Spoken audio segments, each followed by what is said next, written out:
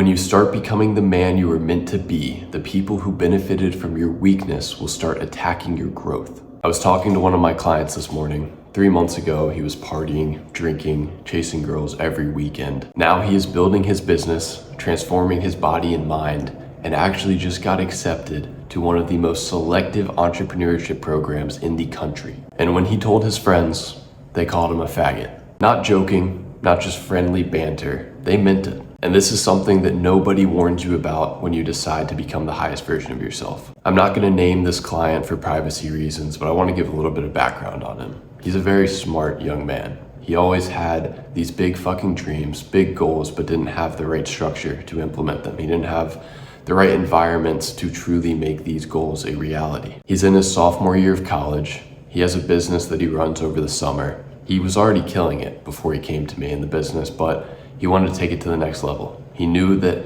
his body and mind needed to match his ambition. He joined the team about 3 months ago, and in this past 3 months, he has truly changed his life. He's had a bunch of big wins, but they have came with sacrifice. This hasn't been easy by any means. Before he joined the team, he was just an average college guy. He wasn't super fat by any means, but he was addicted to cheap dopamine, controlled by lust, partying, drugs, alcohol, going out every weekend searching for women. He had no structure. He had no set plan that guaranteed that his dreams would become his reality. Now he has more discipline than he's ever had in his life. He's training 6 days a week. He is dialed in with his macros. He has lost 15 pounds of fat during this first 3 months while gaining a shit ton of muscle.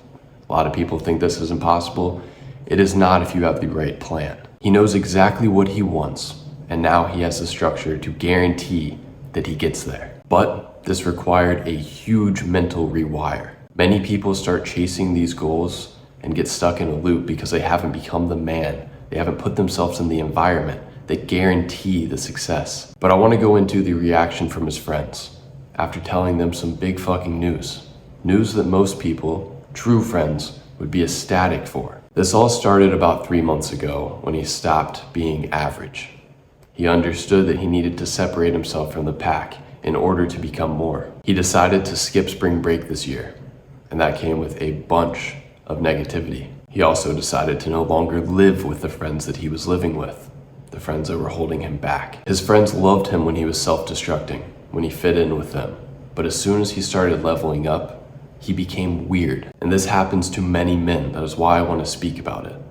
There is a hidden contract between your friends, between your people. It's not spoken about, but it is there. If everyone is average, no one feels insecure. But as soon as someone starts growing, they feel threatened. Your discipline ends up exposing their lack of discipline, their lack of direction. Your growth acts as a mirror, and average people cannot stand mirrors. It's not that they want you to fail, it's that they simply want you to stay the same. People rarely want to see you lose, they just want you to stay where you are. Alex Hormozi implemented this into my mind very early on in this journey.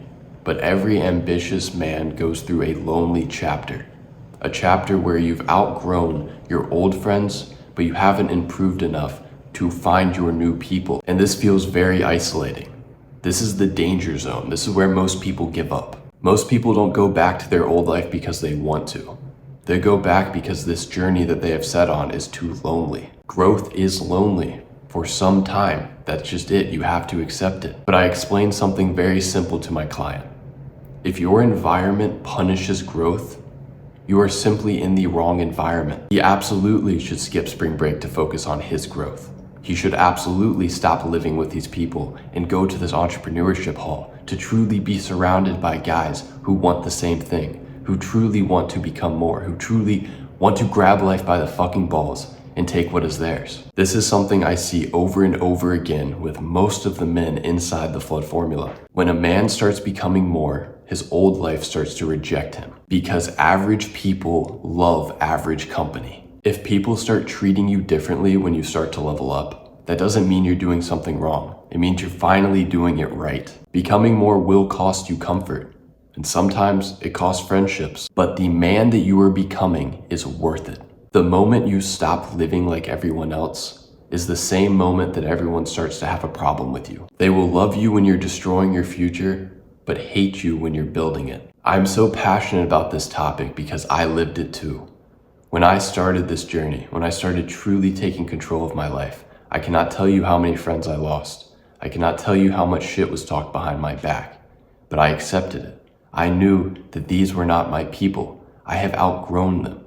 They will never be what I am becoming. Therefore, I need to get away from them. Before starting this journey, I spent 5 months on bed rest. I had a spinal fusion that went wrong and led to the most depressing time of my life. My girlfriend cheated on me, which I would not change for the world. It was one of the best things that's ever happened to me, including the 5 months of bed rest. But during this time, I really focused on what I wanted. I had a lot of time to reflect. I couldn't do anything. So I thought about my life. I thought about the past few years and how I was staying in the same place. So when I decided to start building my discipline, start building my body and mind, start truly taking control, most of my friends were lost. This is simply the separation phase. You have to get away from the old environments that kept you in the same spot that you were in. You will not be able to grow if you are still being held down by these people, by these places, by these situations. This isn't a lecture. I want to talk about this because so many men are going to go through this if they haven't already. And if you do not understand that it is just part of the process, you will most likely quit. This is why it helps so much to have a group, a community of men that are actually becoming more, that are on the same path as you, that truly do not take any shit. They know what they want and they know what it takes to get it. If you relate to this, you're going through a similar thing, shoot me a DM. I'd love to add you to the community. You shouldn't be walking through this alone. Much like my client, this would be much fucking harder if he didn't have the support from the guys in the group. You are on the right path. Just keep going. I promise you, this loneliness phase, this isolation will end. You will find your people at the top.